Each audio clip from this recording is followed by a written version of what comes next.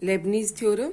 If u and v are functions of x possessing nth order derivatives, then nth derivative of u v is equal to nc0 un v nc1 un minus 1 v1 and so on plus ncn u vn. Now u r denotes the rth derivative of u and ncr is number of combinations out of n different things taken r at a time. So this is the Leibniz theorem. Now we have to prove this Leibniz theorem.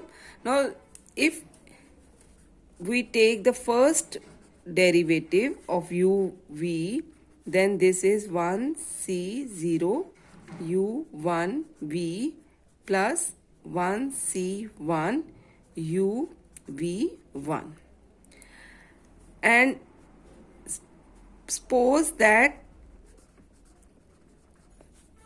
it is the result is true for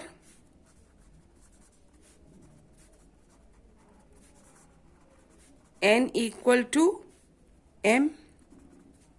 So it means I can rewrite u v mth derivative as mc0 u m v mc1 u m minus 1 v1 and so on mc m u v m, right? And we have considered that this result is true for n equal to m. Now if I differentiate it with respect to x, then u v m plus 1 becomes mc 0 u m plus 1 v plus mc 0 u m v1. I have to take the derivative of this. First derivative of um, that would be um plus 1 into v, then um and derivative of v. If I take the derivative of this, then this is mc1 u m v1 plus mc1 u m minus 1 v2. So for every term I have to take the derivative in this way, right?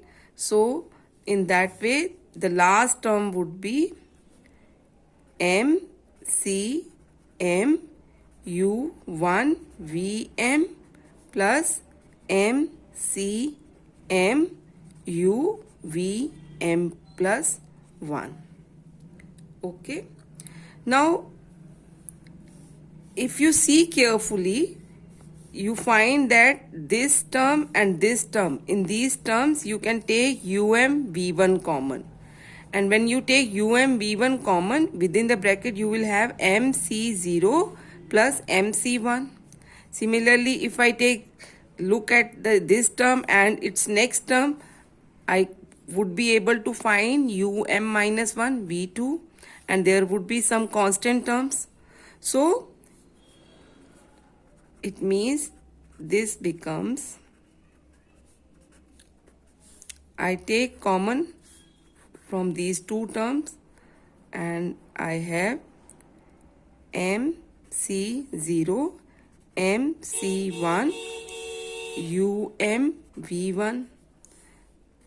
Similarly, you can take common from the next two terms.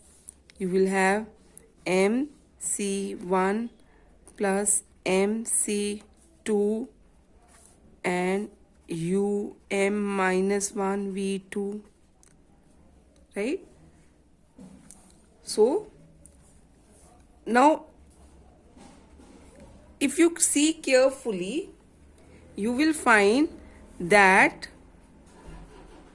your mc0 is equal to 1 and the last term also MC m plus 1 C 0 is 1. MC0 plus MC1, you know that this is nothing but m plus 1 C1. Similarly, this term MC1 MC2, this is nothing but m plus 1 C2, and so on. And MCM, this 1 is equal to m plus 1 Cm plus 1, right? So you can replace these constants using these terms. So this equation becomes m plus 1 C0 plus 1 V.